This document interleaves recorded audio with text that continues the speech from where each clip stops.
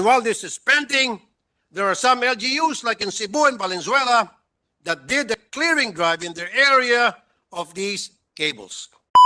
Nakakatuwa ho ang privilege speech ni Senator Tulfo po at naisingit pa ang lungsod ng Valenzuela at natutuwa ho akong nabanggit niya ang ating linis kable project dahil nung naupo ho akong mayor, ito po ang isa sa prioridad natin na lahat po ng kable ng mga utilities ay pinagsasama natin. At incidentally ba after niya magsalita, nangyari po itong nasa likuran ko dito po sa Arcong Bato kung saan po ay may tumumba ho na Meralco po na poste.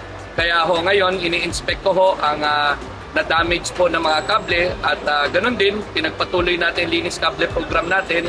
Lahat po ng utilities, lahat po ng kable natin ay lilinisin na ho natin. Patungo ho itong hanggang Urutsa at Navarrete na ho ito, gagawin na ho nating sabay habang inaayos po yung poste ng Meralco.